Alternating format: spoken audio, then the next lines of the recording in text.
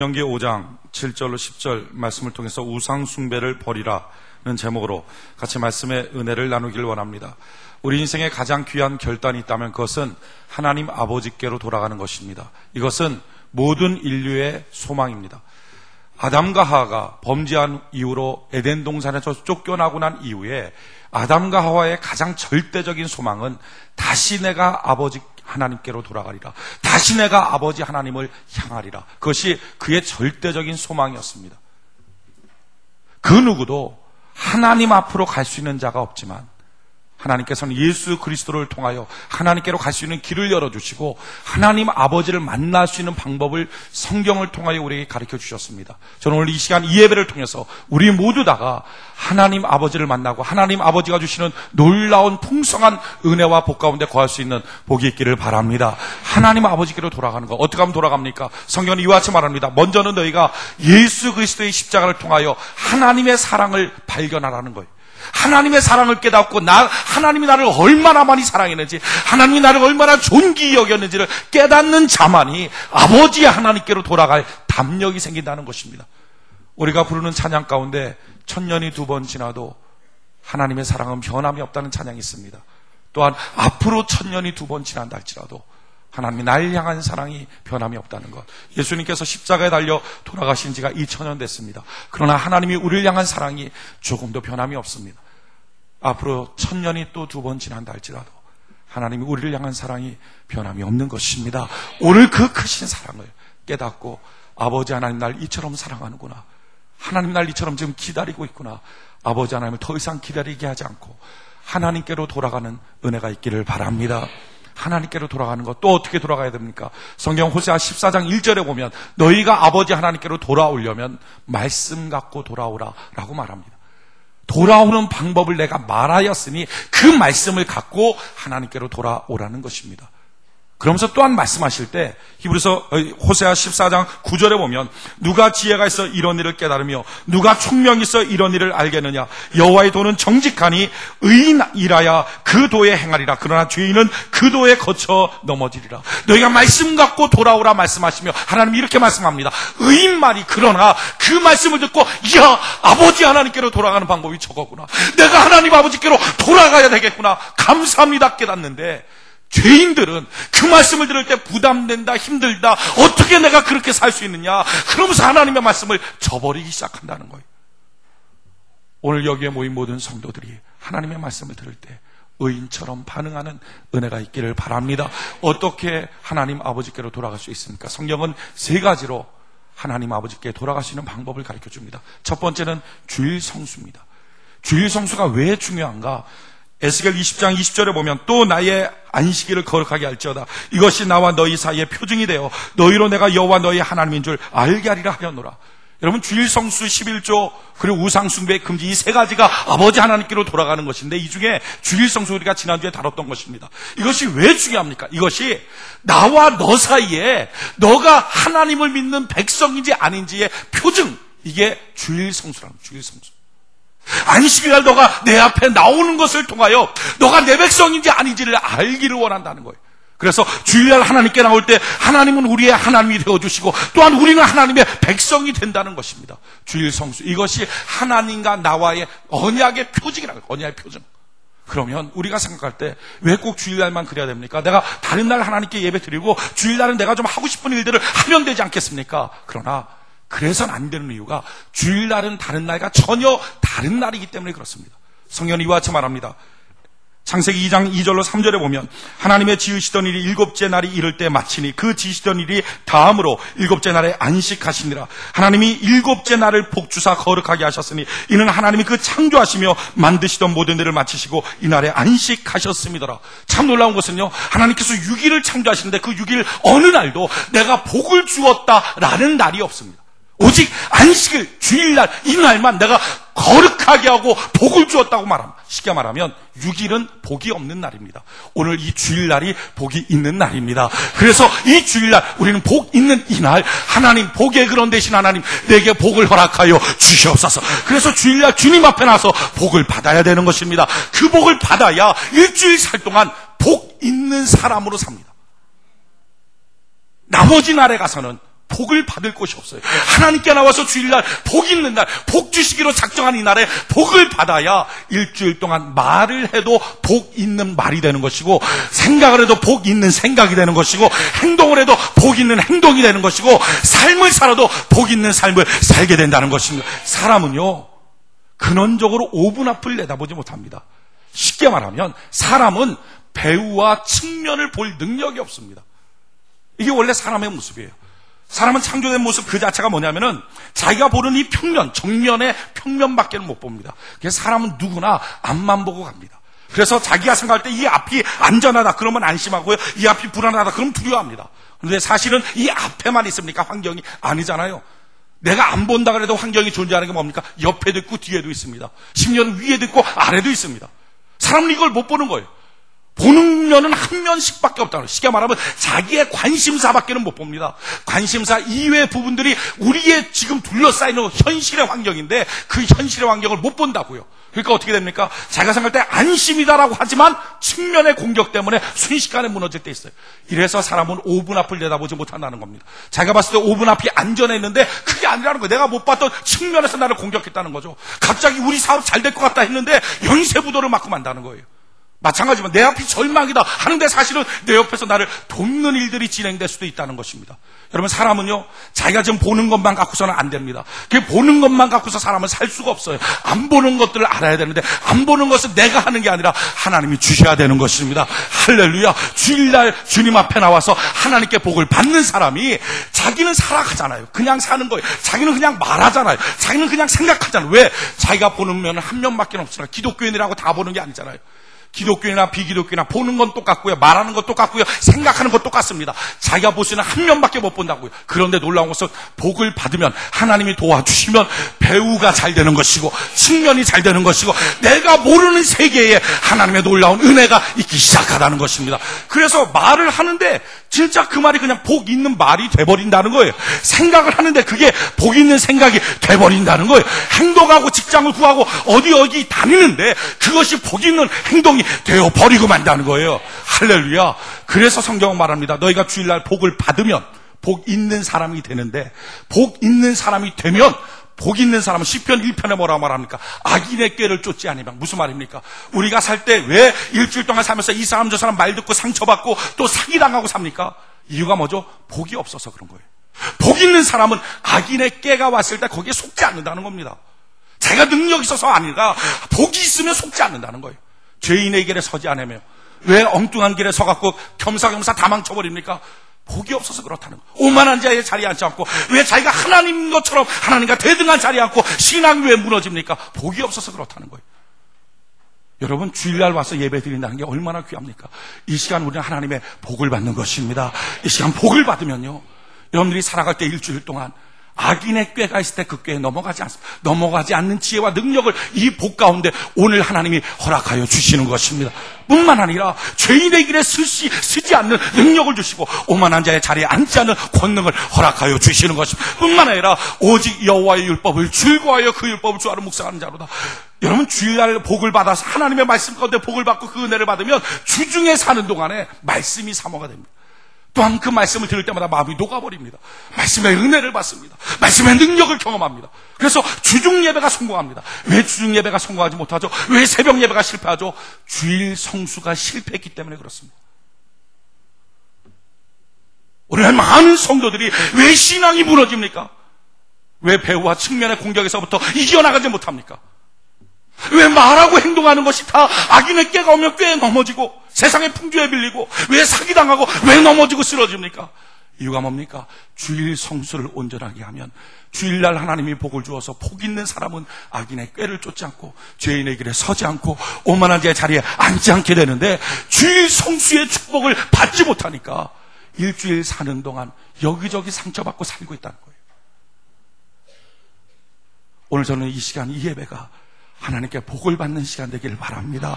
그럴 때 여러분들이 일주일 동안의 삶 동안 악인의 꾀를 쫓지 않고 죄인의 길에 서지 않고 오만한 자의 자리에 앉지 않고 주의 말씀 앞에 녹아져버린 일주일 동안 막 신앙이 부쩍부쩍 성장하는 복된 귀한 날이 될 줄로 믿습니다. 뿐만 아니라 저는 시냇가에 심은 나무처럼 시절을 쫓아 과실을 맺으며 잎사귀가 마르지 않은 것 같으니 그 모든 행사가 형통하리로다. 여러분이 주일날 와서 복을 받는 사람은 하나님께서 그 앞길을 열어주시게 될 줄로 믿습니다. 저는 여러분들의 일주일의 삶이 오늘 이 시간 복 있는 날 복을 받아서 활짝 열려지는 은혜가 있기를 바랍니다. 그러기에 이 주일 성수한다는 것, 주일 성수의 신앙을 갖는다는 것, 이것은요 인생을 행복하게 사는 지름길입니다. 지름길. 그럼 어떻게 주일 성수를 해야 합니까? 지난 시간에 우리가 다루었지만 세 가지 주일 성수하는 방법을 성경은 우리에게 가르쳐주고 있습니다. 첫 번째는 이사야 58장 13절로 14절이죠. 만일 안식일에 내 발을 금하여 내 성일에 오락을 행치 아니하며 안식일을 일컬어 즐거운 날이라 여호와의 성일을 존귀한 날이라 하여 이를 존귀 여기고 내 길로 행치 아니하며 내 오락을 굳지 아니하며 사사로운 말을 하지 아니하면 내가 여호와의 안에서 즐거움을 얻을 것이라. 내가 너를 땅의 높은 곳에 올리고 내 조상 야곱의 업으로 기르리라. 여호와의 말에 여호와의 입에 말이니라. 할렐루야. 이 주일날 사사로운 일들을 행하지 않고 자기 멋대로 행치 않고 자기 멋대로 사고 팔고 장사하지 말고 하나님의 성일 존귀한 날이다, 즐거운 날이다 구별하여 하나님 앞에 있게 되면 그러면 내가 너를 야곱의 복으로 채워주게 될 것이다. 두 번째, 어떻게 이 주일날을 지켜야 됩니까?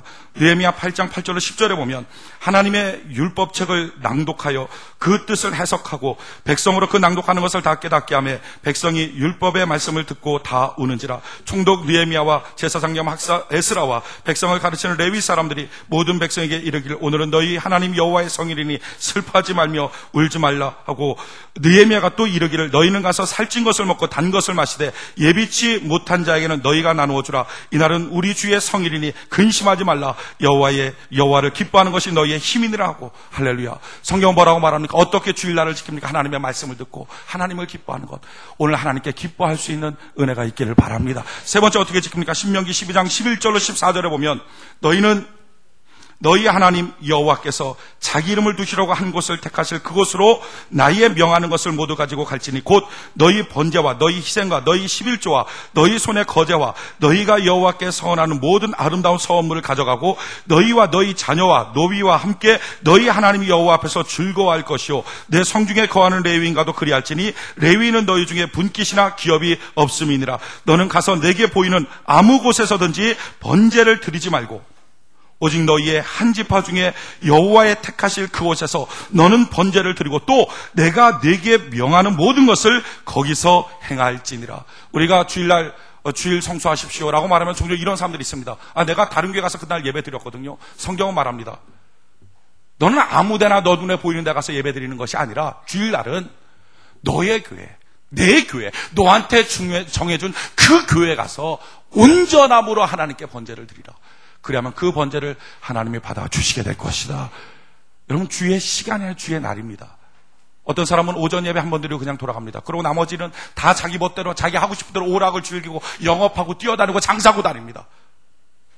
여러분, 주의 날 복을 안 받으면 나머지 날 열심히 뛰는 것이 허사인 것입니다. 여호와께서 세우지 않으면 집을 세우는 자의 수고가 헛된 것이고 여호와께서 지켜주지 않으면 파수꾼의 경성함이 허사가 되는 것입니다. 그러기에 이 주일날 온전한 예배를 오전과 오후에 다 드리고 하루 종일 하나님을 기뻐하고 주의 말씀을 사모하고 사사롭게 행하지 않고 즐거움으로 하나님의 성의를 존귀히 여기게 될 때 하나님 우리의 삶에 복을 내려주시고 그때부터 우리가 복 있는 사람이 되어서 일주일을 살아갈 때 복 있는 삶을 살아가는 은혜가 있게 될 것입니다. 온전한 주일 성수로 복 있는 삶을 살아가는 은혜가 있기를 바랍니다. 오늘 두 번째는 우상 숭배를 버리라. 우상 숭배를 버리라. 성경은 이와 같이 말합니다. 사무엘상 7장 3절로 4절에 보면 사무엘이 이스라엘 온 족속에 일러 가로되 너희가 전심으로 여호와께 돌아오려거든 너희가 전심으로 여호와께 돌아오려거든 너희가 진심으로 여호와 하나님을 향하여 돌아오려거든 이방 신들과 아스타롯을 너희 중에 제하고 너희 마음을 여호와께로 향하여 그만 섬기라. 너희는 블레셋 사람의 손에서 건져내시라. 이에 이스라엘 자손이 바알들과 아스타롯을 제하고 여호와만 섬기니라. 예배 시간은 제대로 앞에 보고 제대로 드리는 거예요. 그 학생 예배는 그렇게 함부로 드리는 게 아니야. 가정교육을 제대로 못 받아서 그런 거예요. 그게 뒤돌아보지 말고 너요 정신 똑바로 차리고 예배를 드려요. 오늘부터 중등부 학생들이 같이 이제 연합에서 예배를 드리게 되는데, 예배는 어렸을 때서부터 배우는 것입니다. 저는 어렸을 때 예배를 드릴 때 저희 아버지한테 채찍을 맞으면서 예배를 배웠습니다. 저희 아버지가 목사님이니까 예배 때 보면 앉아있는 모습을 볼 거 아니에요. 예배 때 온전함으로 예배를 못 드리면 그 주일날은 안 때리고요. 주일날은 복되다 그래서 주일날은 해방의 날입니다. 월요일날 죽습니다. 그러면서 꼭 때리시면서 보여줬던 성경 구절이 있습니다. 잠언서에 보면 내 아들이 하나님을 경외하도록 채찍을 쳐서 가르쳐라. 채찍으로 맞아도 죽지 않으리라. 그거 꼭 펴서요. 너 안 죽어. 이러면서 때렸어요. 가정교육, 가정교육. 그게 부모의 영성이 자녀의 영성이에요. 정확하게 하나님께 예배드리는 법들을 가르쳐야 그 자녀가 하나님을 예배하는 법을 깨닫고, 그리고 하나님께 예배해야 하나님이 복을 주시니, 정말 인생 살 때 생각하고 말하고 행동하는 것이, 여러분 자기가 복을 선택할 수 있나요? 그 선택이 안 되니까 사업할 때 망하는 것 아닙니까? 누가 처음부터 망하려고 그 지역에 들어갑니까? 누가 장사 안 되려고 거기를 얻습니까? 모르잖아요. 잘 될 거라고 생각하고 하는 거예요, 다. 근데 뭐가 복인 줄 몰라요. 뭐 기독교는 그렇다고 갑자기 길 가는데 하늘에서 막 뾰로롱 내려와갖고 뭐 일로 가라 절로 가라 뭐 동편으로 가라 서편으로 가라. 무당이죠, 무당. 그거는 그런 예가 없단 말이죠. 그럼 기독교는 어떻게 됩니까? 기독교는 똑같이 걸어가는 거예요. 예배드리고 그냥 똑같이 가는데, 참 놀라운 것은 가는 그 길이 그냥 하나님이 복으로 포장을 시켜버리겠다는 거예요. 할렐루야. 그것이 주일 성수의 축복이에요. 주일날 온전한 예배드리는 자의 축복이 뭡니까? 예배드리고 가면 말을 하고 생각하고 행하는데 그냥 자기는 똑같이 하는 것 같은데, 놀라운 것은 그것을 하나님의 복으로 바꿔주시더라 하는 것입니다. 그래서 자녀에게 해줄 수 있는 최고의 선물이 있다면 그것은 예배를 교육시키는 거예요. 반듯하게 예배 교육시키는 거. 저는 이번에 중등부서부터 이렇게 같이 예배드리는 일이 참 얼마나 귀한지 몰라요. 그렇게 해서 예배를 배우고 하나님을 섬기는 법을 배워야 나이가 들어도 하나님을 떠나가지 않습니다. 이 어린아이들이 다윗 같은 사람, 사무엘 같은 사람, 에스더 같은 사람, 그런 복이 임하기를 원합니다. 다 그들의 특징은 뭡니까? 예배를 사모하고 주님을 사모했던 자녀들 아닙니까? 우리 자녀들 그렇게 키워야 돼요. 자녀들 돈만 알게 키워놓으면요, 나중에 부모가 돈을 못 벌면 부모를 때립니다.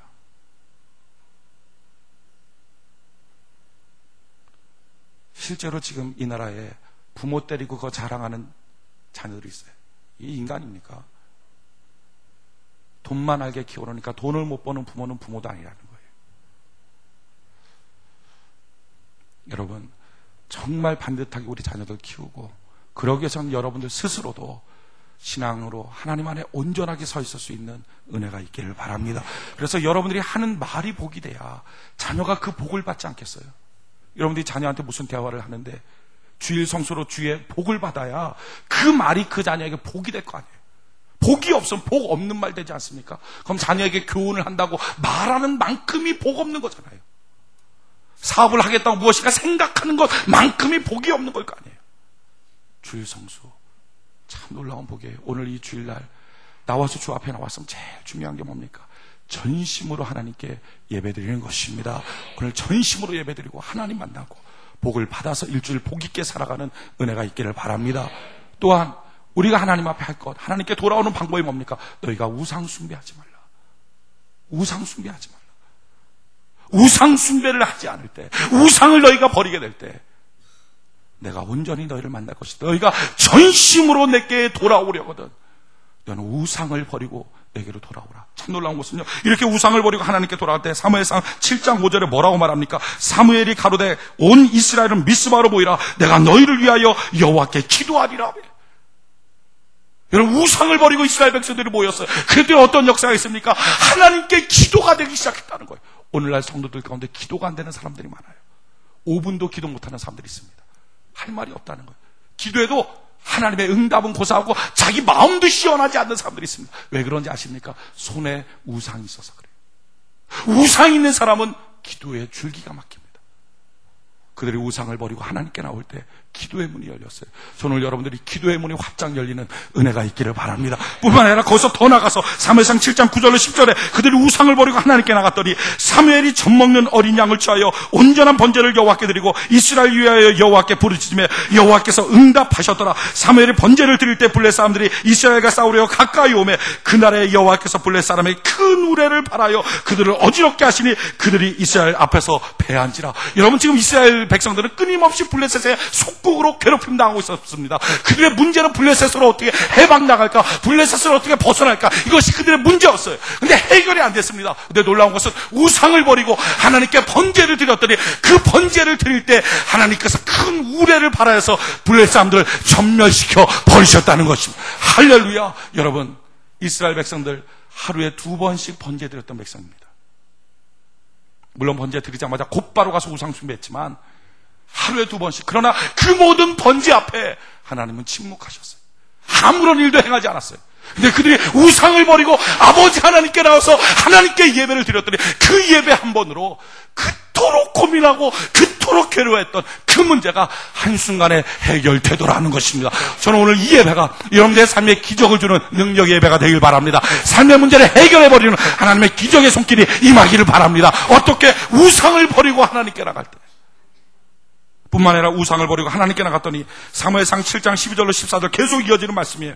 사무엘이 돌을 취하여 미스바와 센 사이에 세워 가로되 여호와께서 여기까지 우리를 도우셨다 하고 그 이름을 에베네셀이나 하니라. 이에 블레 사람이 굴복하여 다시는 이스라엘 경내에 들어오지 못하였으며 여호와의 손이 사무엘에 사는 날 동안에 블레 사람을 막으심에 블레 사람이 이스라엘에게서 빼앗았던 성읍이 에그론부터 가드까지 이스라엘에게 회복되니 이스라엘의 그 사방 지경을 블레 사람의 손에서 도로 찾았고 또 이스라엘과 아모리 사람 사이에 평화가 있었더라. 하나님께서 도와주셔서 여기까지 도와주셨다. 여러분들의 일주일의 삶이 하나님이 여기까지 도와주셨다. 간증할 수 있는 축복의 삶이 되길 바랍니다. 어떻게 해요? 우상을 버리고 예배를 드렸더니, 우상을 버리고 예배를 드렸더니 하나님께서 이처럼 여기까지 도와주시고 빼앗겼던 것을 도로 찾게 하시고 평화가 있게 만들어 주셨다는 거예요. 어떤 사람들은 주일 성수할 때 결심합니다. 예배 잘 드리자. 그런데 이상한 건 예배 시간에 오면 졸고요. 예배가 안 드려지는 거예요. 예배할 때 산만하고요. 딴 생각 들고요. 예배 시간 가기가 심지어는 싫어지기도 합니다. 예배와 내가 점점 무관한 것처럼 느껴질 때도 있습니다. 이유가 뭡니까? 그 손에 우상이 있어서. 우상이 있으니 예배를 드려도 예배가 막히고, 우상이 있으니 기도를 해도 기도가 막히고. 그러니까 손에 우상이 있으면 주일 성수를 하고 싶어도 못합니다. 재미가 없는 거예요. 교회 가기가 싫은 거예요. 교회 가서 예배를 드려도 졸리기만 하고, 예배를 드려도 무슨 말인지 모르겠고, 심지어 은혜를 받아도 나가자마자 싹 잊어버리고, 어떤 때는 말씀을 들을 때 분노가 일어나고. 왜요? 손에 우상이 있으니 예배의 문이 막히고 기도의 문이 막혀서 그렇다는 거예요. 또한 예배를 드려도 삶이 아무런 변화가 나타나지 않아요. 기적이 나타나지 않아요. 왜요? 손에 우상이 있으니 하나님이 예배를 드릴 때 팔짱 끼고 그냥 보고 있다는 거예요. 오늘 그 우상을 버려야 오늘 이 한 번의 예배만으로도 여러분들이 그토록 고민했던 문제가 한순간에 하나님의 기적 가운데 해결되게 될 줄로 믿습니다. 야곱이 세겜 땅에서 온갖 고초와 고난을 받다가 하나님께서 말씀하십니다. 너 있는 모든 우상을 버리고 베델로 올라오라. 전능하신 하나님이 너를 만날 것이다. 그 말을 듣고 야곱은 자기의 모든 우상을 다 상수리나무 아래 묻고 그리고 베델로 올라갑니다.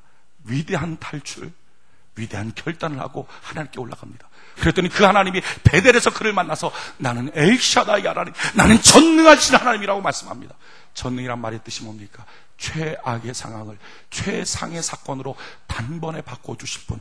할렐루야. 저는 여러분들이 최악으로 떨어져 있습니까? 오늘 이 한 번의 예배로 최상으로 바뀌어지는 은혜가 있기를 바랍니다. 어떻게 그런 역사가 나타납니까? 우상을 버리고 너희가 하나님께 예배를 드리라. 그리하면 너희의 삶 속에 하나님의 기적의 손길이 임하게 될 것이다. 오늘 예배 우리에게 필요한 건 뭡니까? 우리의 손에 있는 지금 우상을 다 버려야 하는 것입니다. 따라합시다. 우상을 버리자. 우상을 버리자. 우상을 버리자. 그렇다면 우리 손에 있는 우상이라고 하는 것이 과연 뭡니까? 성경은 우상을 뭐라고 말하고 있습니까? 성경은 3가지를 우상이라고 말하고 있습니다. 오늘 읽었던 본문 말씀 신명기 5장 7절로 10절. 오늘 읽었던 본문 말씀 같이 한번 봅시다. 신명기 5장 7절로 10절. 같이 한 목소리 한번 읽어봅시다. 시작. 나 외에는 위하는 신들을 내게 있게 말지니라. 너는 자기를 위하여 새긴 우상을 만들지 말고 위로 하늘에 있는 것이나 아래로 땅에 있는 것이나 땅 밑 물속에 있는 것에 아무 형상이든지 만들지 말며 그것들에게 절하지 말며 그것들을 섬기지 말라. 나 여호와 너희 하나님은 질투하는 하나님인즉 나를 미워하는 자의 죄를 갚되 아비로부터 아들에게로 3, 4대까지 이르게 하거니와 나를 사랑하고 내 계명을 지키는 자에게는 1000대까지 은혜를 베푸느니라. 아멘. 너희가 우상을 버리고 내게 나오면 내가 1000대까지 너 자식에게 은혜를 베풀어 줄 것이다. 그러나 만약에 너가 우상을 그대로 들고 나오면 너와 너 자식 3, 4대까지 저주가 임할 것이다. 그럼 그 우상이 뭐냐? 우리가 버려야 될 우상이 뭡니까? 첫 번째 우상을 성경은 이렇게 말하죠. 7절에 보니까 나 외에 위하는 신들을 내게 두지 말지다. 다른 말로 뭡니까? 하나님보다 더 사랑하는 것, 하나님보다 더 의지하는 것. 이게 우상입니다. 어떤 사람은 그것이 자기 자신일 수 있어요. 어떤 사람은 그것이 돈일 수 있습니다. 어떤 사람은 그것이 세상의 명예, 명성, 향락일 수 있습니다. 어떤 사람은 그것이 다른 사람일 수 있습니다.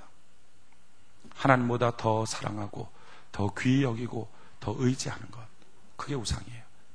그거를 버려야, 거기를 손을 놔버려야 그때부터 하나님이 너에게 복을 주시고 하나님이 도와주겠다는 것입니다. 제가 목회하면서 상담할 때 깨닫게 된 것은요, 참 여러 가지 상담이 많습니다. 자녀 문제 때문에 상담하고 돈 문제, 사업 문제, 또는 시험 들었습니다. 가슴이 아픕니다. 별 문제가 다 많은데 별 문제를 다 갖고서 상담할 때 가만히 보면요, 이유는 한 가지더라고요. 한 가지만 되면 다 상담할 필요가 없더라고요. 그게 뭐냐면은 하나님 더 사랑하면 되는 거더라고요. 하나님 더 사랑하면 문제가 없는 거예요. 보십시오. 하나님과 나보다 하나님 더 사랑하면 내 감정이 무슨 문제가 됩니까? 내 자존심이 뭐가 문제가 돼요? 그러니까 나보다 하나님 더 사랑하면 문제될 게 없어요. 근데 왜 맨날 문제가 되죠? 하나님보다 나를 더 사랑하니까 내 감정이 문제고 내 자존심이 문제고 내 생각이 문제가 되는 거예요. 하나님보다 나를 더 사랑하니까. 이게 뭐라고? 이게 우상이에요, 우상. 하나님과 돈. 꼭 주일 성수에 대한 말씀을 증거할 때마다 꼭 상담하는 사람들이 있어요. 오늘은 좀 그런 일이 없기를 바라는데, 뭐라고 상담하냐면, 목사님, 제가 물건을 파는 건 아니고요. 그냥 이걸 갖다 그냥 전달해 주는 건데, 이게 주일날 하면 안 되나요? 꼭 영업을 하겠다는 건 아니고, 그냥 주기만 하고 올 건데요. 그날 그거 하면 안 되나요? 이렇게. 잠깐 만날 건데요. 이게 다 무슨 문제입니까? 이유는 이거죠. 돈이 참 귀한데, 돈을 사랑하는데 어떻게 하나님 앞에 밉보이지 않으면서도 돈을 어떻게 좀 내가 사랑하고 안을 수 있는 방법이 없겠느냐? 없어요. 그런 방법 없어요.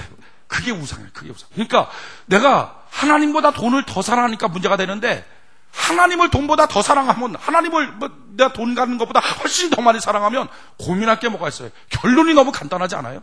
너무 쉽잖아요. 결론이. 사람과 하나님, 내가 사람들보다 하나님을 더 사랑한다. 그럼 문제될 게 뭐가 있습니까? 아무 문제될 게 없죠. 그런데 하나님보다 사람들을 더 귀하게 여기니까 부모님이 이렇고요, 누가 이렇고요, 누구한테 어떻게 하고요, 우리 상사가 이렇고요. 그러니까 다 갈등 문제가 생기는 거예요. 이걸 뭐라고? 이걸 우상이에요. 우상. 하나님과 세상.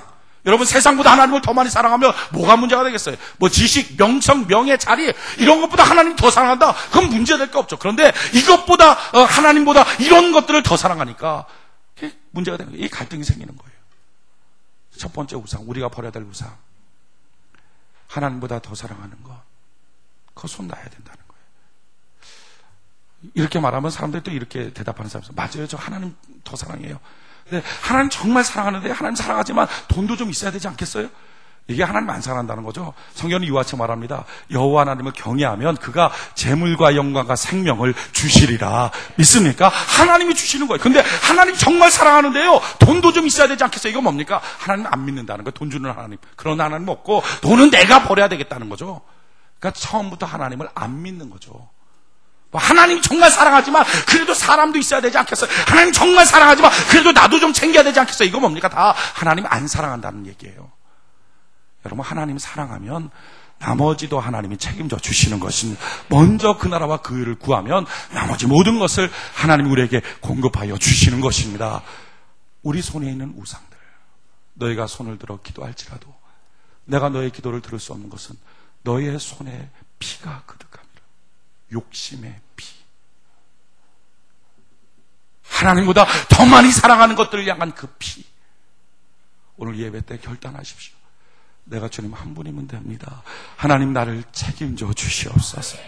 여러분, 주님 한 분이라고 고백할 때 진실로 그런 하나님을 향한 갈망이 있지 않겠어요? 난 주님 한 분이면 됩니다. 그러니까 하나님이 날 책임져 주시옵소서. 하나님이 내 인생길을 인도하여 주시옵소서. 그 고백이 나오죠. 만약에 내가 믿고 있는 것이 여러 개가 된다면 하나님 내 인생길을 인도해달라는 말이 나오겠습니까? 내가 믿는 게 많은데 내가 인도해달라고 하나님께 말하지 않으면 하나님이 어떻게 내 인생길을 인도해 줄 수 있겠어요? 또한 하나님이 내 인생길을 인도해 주지 않는다면 우리가 어떻게 복 있는 인생길을 살아갈 수 있겠어요? 우리 손에 하나님보다 더 많이 사랑하는 것. 오늘 그것이 여러분들의 자아일 수도 있고요, 돈일 수 있고 세상일 수 있고 사람일 수 있습니다. 어떤 때 사랑의 모습이 좀 달라져서 두려움을 느끼는 경우들이 있어요. 그 모든 것을 하나님의 제단 앞에 내려놓고 나 주님 한 분이면 됩니다. 주님 내 인생을 책임져 주시옵소서 고백할 수 있는 은혜가 있기를 바랍니다. 이것이 첫 번째, 내가 갖고 있는 우상을 버리는 거예요. 두 번째 우상을 버리는 것이 뭡니까? 오늘 신명기 5장 8절에 보면 너는 자기를 위하여 새긴 우상을 만들지 말고 위로 하늘에 있는 것이나 아래로 땅에 있는 것이나 땅 및 물속에 있는 것에 아무 형상이 되지 만들지 말며, 그러니까 형상 갖고서 만들어서 그 앞에 절하지 말라 이런 거죠. 그러니까 뭐 불상들 만들어 놓은 거 뭐 이런 데 갖고서 뭐 해놓지 말고 그런 거 보러 다니지도 마십시오. 그 보러 다니는 것이 별로 안 좋습니다. 제가 신학교 다닐 때 대전에 신학교가 있잖아요. 대전에 신학교, 대전에 그 계룡산이라고 하는 좋은 산이 있는데 제가 산에 가는 거 좋아하는 거거든요. 근데 거기 산에 가는 걸 또 좋아했던 이유는 그 동학사가 있어요. 동학사가 그 비구니들만 있어요. 그래갖고 처음으로 신학교 다닐 때 신학생들과 비구니들 단체 미팅을 제가 주선해서 또 시켰어요. 참 지금 생각하면 하나님 앞에 마저 죽을 짓 많이 했습니다. 살려주신 게 하나님의 절대적인 은혜예요. 그래갖고 막 이렇게 단체 미팅 시켜주고, 또 그럼 거기 가서 뭐 이렇게 밥을 줘요. 절은. 그게 좋더라고요. 얘기해갖고. 근데 제일 안 좋은 건 고추장을 안 줘. 그래갖고 밥을 주고 나물은 주는데 고추장이 없잖아요. 고추장 이제 싸갖고 고추장 석석으로 비벼먹고. 빨간 거 절에 별로 없잖아요. 그래갖고 고추장 석석으로 비벼먹고. 그러고 이제 돌아다닌 거예요. 근데 난 그게 아무 문제가 없는 줄 알았어요. 근데 성경을 보다 깜짝 놀란 것이 베드로후서 2장에 보니까 롯이 왜 그렇게 인생이 아브라함과 같이 다니다가 소돔과 고모라 땅으로 가고 난 다음에 이렇게 망쳐버렸는가? 이유는 그러니까 날마다 잘못된 우상들과 불법된 행위들을 봤을 때 의로운 심령이 상해버렸다는 거예요. 그런 거 보고 다니는 거 그거 안 되는구나. 여러분들 또 특히 그 부적 같은 거 갖고 다니는 거 이런 게 다 우상입니다. 성경은요, 그 부적을 우상이라고 정확하게 말하고 있어요. 뭐라고 말하고 있냐면은, 로마서 1장 18절로 23절에 보면, 하나님의 진노가 불의로 진리를 막는 사람들의 모든 경건치 않음과 불의에 대하여 하늘로 쫓아 나타나나니, 이는 하나님을 알만한 것이 저희 속에 보임이라. 하나님께서 이를 저희에게 보이셨느니라. 창세로부터 그의 보이지 아니하는 것들, 곧 그의 영원하신 능력과 신성이 그 만드신 만물에 분명히 보여 알게 되나니, 그러므로 저희가 핑계치 못할지니라. 하나님을 알되 하나님으로 영화롭게 아니하며 감사치도 아니하고 오히려 그 생각이 허망하여지며 미련한 마음이 어두워졌나니, 스스로 지혜 있다 하나 우준한 자가 되어 썩어지지 아니하는 하나님의 형상을 썩어질 사람과 금수와 그 다음에 중요해요, 버러지 형상의 우상으로 바꿨느니라. 버러지 형상의 우상, 그게 뭐죠? 여러분들 부적 같은 거 보면 빨간 걸로 해갖고 버러지같이 이렇게 써놨잖아요. 그러니까 그때부터 지금까지 부적 같은 것들을 사람들이 갖고 다녔던 거예요. 그 우상. 혹시 여러분들 뭐 이렇게 지갑이나 이렇게 속옷속이나 뭐 이렇게 뭐 버개 속이나 이렇게 끼워놓은 거 있습니까? 오늘 당장에 찢어버리시기 바랍니다. 그거 뭐 우리 엄마가 끼워놔서 꼭 갖고 다니는 거 어디지? 그거 팍팍 찢어버려요. 그것 때문에 예배가 막히고, 그것 때문에 여러분들의 기도가 막히고 복이 막히는 거예요. 집에 뭐 이렇게 붙어있는 거 뻘겋게 해갖고 그런 거 팍팍팍 다 긁어버려요. 그거 하나도 여러분들의 인생에 도움이 안 됩니다. 이런 것들, 그러니까 그런 우상들을 가까이 하지도 말고, 신문 보면서, 스포츠 신문 보면서 오늘의 우상 이런 것들 제발 하지 말고, 굿하고 점 보러 가고 이런 것들 제발 하지 말고, 그런 것들이 여러분들이 하나님께 나가는 예배와 기도를 막아버리고 만다는 거예요. 또 한 가지, 우리가 성경을 볼 때 우상이라고 말하고 있는 것이 한 가지 있습니다. 그게 뭐냐면은 제사가 바로 우상이에요. 성경 뭐라고 말하냐면은 고린도전서 10장 18절로 22절에 육신을 따라 난 이스라엘 보라. 제물을 먹는 자들이 제단에 참여하는 자들이 아니냐. 그런즉 내가 무엇을 말하느냐. 우상의 제물은 무엇이며 우상은 무엇이라 하느냐. 대저 이방인의 제사하는 것은 귀신에게 하는 것이요. 우상이 뭐냐? 이방인의 제사하는 것이다. 많은 사람들이 이 제사 문제를 이렇게 생각하더라고요. 효도나 문화 아니냐. 왜 꼭 그걸 갖고서 우상 숭배다 뭐다 이렇게 말하고 있느냐. 여러분, 제사는요 절대 효도가 안 되는 것은, 그 어머니 아버지 돌아가시면 누구 신위 이렇게 쓰잖아요. 그 신자가 귀신 신자인 거 아시죠? 아니, 자기 엄마 귀신 만드는 게 효도입니까? 자기 아빠 귀신 만드는 게 효도예요? 그 귀신 신자 써놓고 그걸 효도라고. 그것도 그 귀신이 또 엄마 아빠 귀신이 똑똑한 귀신이면 몰라. 요즘에도 그런지 모르겠어요. 제사 지낼 때 다 문 열어놓고 밤 12시에 빨래줄 풀어놓잖아요. 밤중에 오다가 빨래줄 있으면 걸려 넘어진다고. 자기 엄마 아빠를 등신 만들어 놓습니까? 그런 바보 같은 귀신이 어딨어. 게다가 더 참 그런 것이, 제사를 잘못 지내면 해코지한대. 아니, 평생에 엄마 아빠가 자기를 위하여 그렇게 희생했던 그 엄마 아빠가 죽어서 갑자기 해코지합니까? 귀신이니까 해코지하지. 그게 진짜 엄마 아빠 같으면 해코지 하겠냐고요. 얼마나 미련한지. 평생에 나를 위하여 희생한 그 부모가 제사 밥알 몇 알 돌멩이 들어갔다고 해코지합니까? 집안에다가. 그게 부모라고 생각해요? 여러분들 평생에 그런 부모 모시고 살았습니까? 아니잖아요. 효도가 아니에요. 자기 부모들 귀신 만들어버리고 자기 부모를 엉뚱하게 말도 안 되는 존재 만들어버리는 거잖아요. 그게 문화입니까? 성경 그걸 문화라고 말하지 않아요. 성경이 정확하게 말하고 있는 게 뭡니까? 다시 읽어볼게요. 고린도전서 10장 18절 22절에 육신을 따라나는 이스라엘 보라. 제물을 먹는 자들이 제단에 참여하는 자들이 아니냐. 그런즉 내가 무엇을 말하느냐. 우상의 제물은 무엇이며 우상은 무엇이라 하느냐. 대저 이방인의 제사하는 것은 귀신에게 하는 것이요 하나님께 제사하는 것이 아니니 나는 너희가 귀신과 교제하는 자 되기를 원치 아니하노라. 너희가 주의 잔과 귀신의 잔을 겸하여 마시지 못하고 주의 상과 귀신의 상에 겸하여 참여치 못하리라. 그러면 우리가 주를 노여워하시게 하겠느냐. 우리가 주보다 강한 자냐. 여러분, 이 표현은요 성경 여기밖에 없어요. 이거 뭡니까? 너 제사 드리고 오느냐? 내가 한번 너랑 싸워볼까? 너가 나보다 강해? 내가 한번 너 죽여볼까? 성경의 유일한 표현입니다. 주님이 하시는 표현이 성경이 유일하게, 야, 제사 드리고 왔어? 너 한번 나랑 한번 싸워볼까? 내가 한번 너의 이 새끼를 한번 죽여볼까? 제사 드리는 것은요 하나님을 노엽게 할 뿐만 아니라 하나님이 참지 못해 싹 쓸어버립니다. 전에 우리나라 그 강릉에 2년 연속 홍수 나서 싹 도시가 쓸려 나갔어요. 그거 아십니까? 그 해에 강릉에서 대굿이 벌어졌다는 거. 우리나라에는 굿하는 무당들 다 모여갖고 대굿이 그 강릉 거기서 벌어졌고, 그리고 나서 이어서 하나님이 홍수를 보내서 도시를 2년 연속으로 쓸어버렸다는 거. 제사 지내는 것은 하나님이 용서를 안 하는 거예요. 지금 뉴올리언즈 다 물에 완전히 잠겼죠. 거기 제가 미국 가 있던 데가 그거 뉴올리언즈입니다. 제가 보면 막 제가 가 있던 데 막 텔레비에 나와요. 그 제가 자주 나왔던 동양 마켓 물건 샀던 거 막 텔레비에 나오고, 그 폰차트레이노 호수, 그게 그 우리 그 학교에서 차로 한 5분도 안 걸리는 데였습니다. 그래갖고 일주일에 한 서너 번 정도 거기 갔었어요. 그래서 보고 와 멋있다 뭐 이렇게. 뭐 호수가 어마어마하게 커요. 끝이 안 보여요. 호수가. 막 멋있다 그러고, 그 미시시피 강 바로 옆에 그쪽 그 프렌치 쿼터 있는데 거기 갖고서 차 마시면서 미시시피 재즈 울리고 막 유람선 떠다니고. 왜 갑자기 부러워하십니까? 그렇게 하고 막 좋다 막 이렇게 하고 있었어요. 그런데 거기 있으면서 우리 신학생들끼리 했던 공통된 말이 있습니다. 하나님이 미국을 심판한다면 제일 먼저 뉴올리언즈를 심판할 것이다 그랬어요. 그리고 뉴올리언즈 심판할 때 심판 간단하다. 이 폰차트레인 이 호수에 요 뚝만 무너지면 이 도시 전체 잠겨버린다. 미국은 땅덩어리가 커서 그런지 높은 건물이 없어요. 그 뭐 한 3층만 돼도 이야 되게 높다 막 사람들이 이래요. 그러니까 다 물에 한번 들어오면 싹 잠겨버려요. 싹 죽어버리는 거예요. 왜 그렇게 뉴올리언즈가 제일 먼저 하나님의 심판을 받을 것이다라고 말했냐면은 2월 3월경에 뉴올리언즈는 마르디그다라고 하는 축제가 있습니다. 저도 한번 가봤는데 완전 소동고모라예요. 그냥 온통 그 우상들, 막 그 구슬 갖고서 막 서로 던져주면서 별 음란한 짓 거기서 다 하고요. 그러고 그거 갖고서 뭐 막 귀신 목장하고 뛰어다니는 사육제 하는 행사예요. 근데 미국에서 유일하게 하는 곳입니다. 온통 우상숭배 다 가득가득 모이는 거.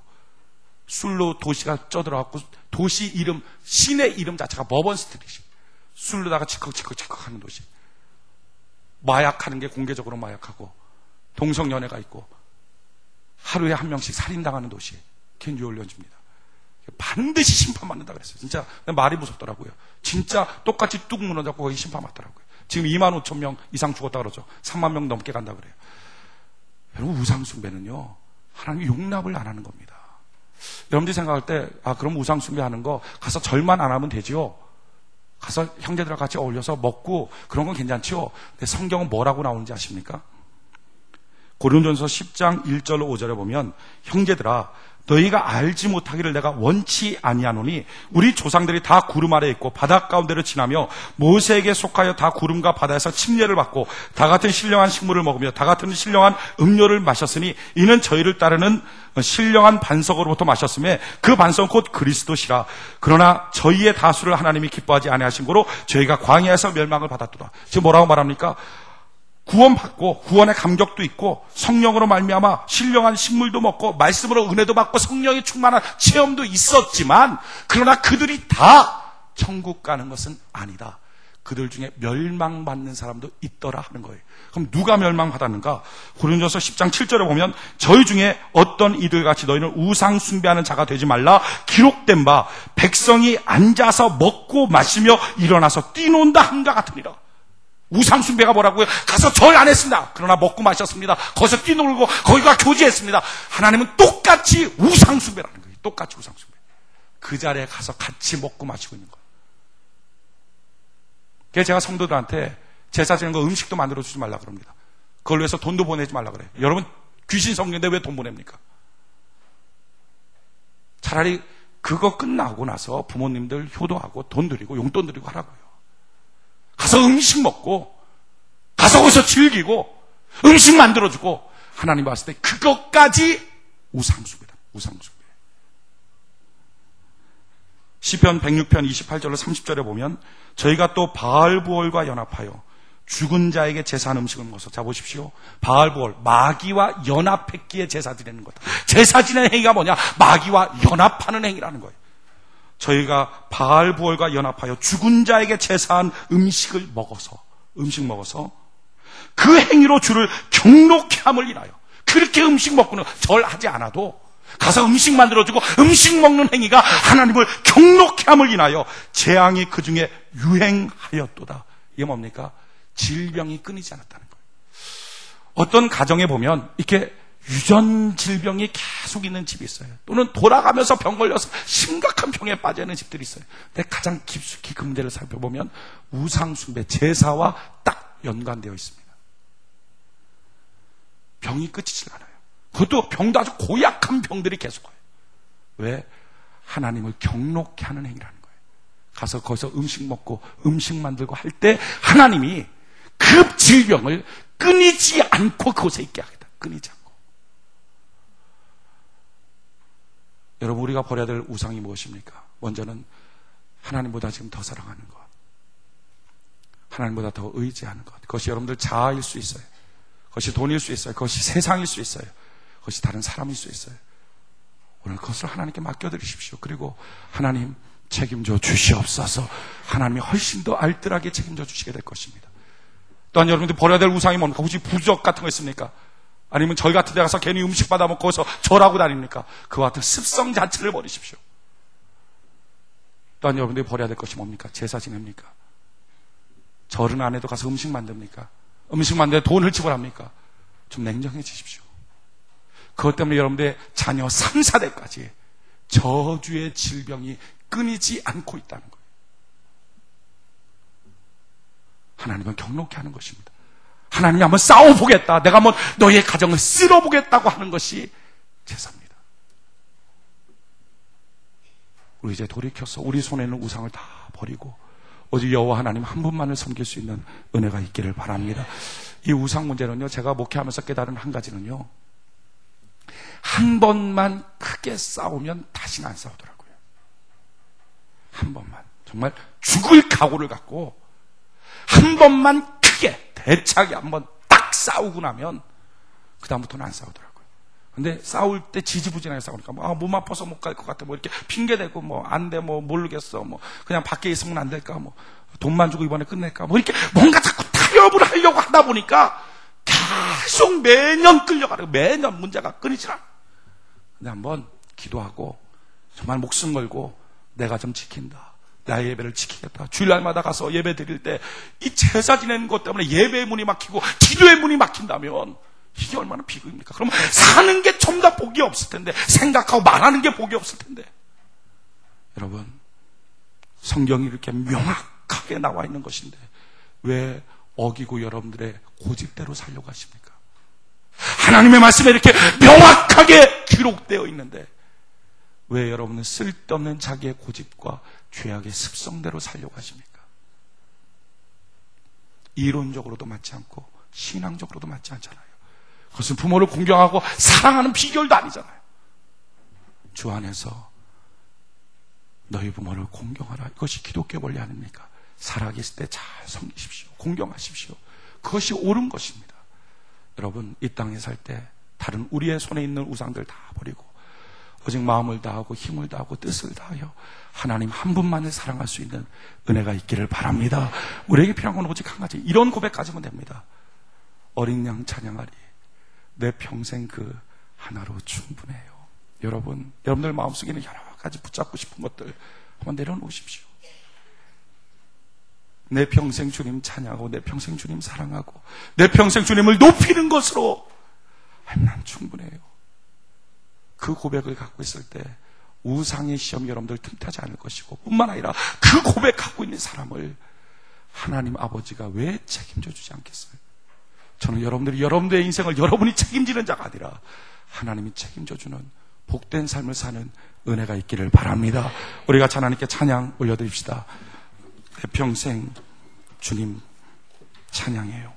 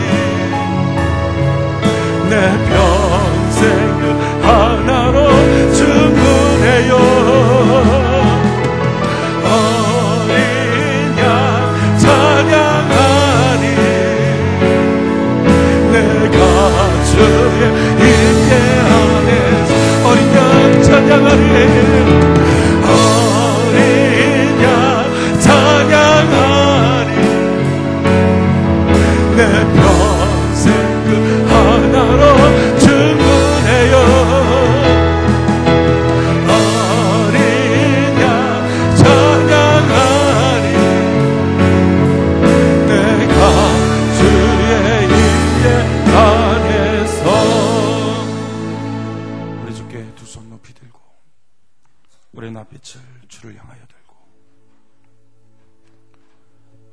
지금 주 앞에 손드는 이 손이 피가 없기를 원합니다. 욕심의 피, 우상 숭배의 피. 주여, 지금까지 살아온 인생이 내 안에 다른 신을 두고 있었습니다. 하나님보다 나를 더 사랑하고, 하나님보다 사람들을 더 사랑하고, 하나님보다 돈을 더 사랑하고, 하나님보다 세상을 더 사랑하고 살았습니다. 주여, 용서하여 주시옵소서. 이 우상을 버리고 아버지께로 돌아가오니 아버지 하나님, 날 받아 주시옵소서. 하나님, 세상의 다른 것들 내려놓고 제사 지내는 모든 일들을 이제 폐하며 아버지께로 갑니다. 난 정말 주님 한 분입니다. 그러기에 주님 갈망합니다. 주님, 나를 책임져 주시옵소서. 연약한 걸 아시는 하나님, 나를 책임져 주시옵소서. 주님, 날 붙들어 주시옵소서. 걸어가는 일들, 생각하는 모든 일들이, 일주일 동안 사는 모든 삶이, 말하는 모든 것들이 아버지여 복이 되게 하여 주시옵소서. 나는 사방을 볼 수 없습니다. 그러나 나를 아시는 하나님, 주여 나를 책임져 주시옵소서. 이 주의 날 주께 나와 싸우니 주의 복을 허락하여 주시고, 우상 숭배에 이끌어지게 하시고 우상을 던져버리게 하여 주시옵소서. 우리 간절히 주여 삼천 주 앞에 기도하며 나갑시다. 주여, 주여, 주여, 살아계신 하나님, 오늘 이 시간 아버지 하나님께 나아갑니다. 내 마음속에 있었던 우상들을 던져버리고 아버지 하나님을 향하여 달려갑니다.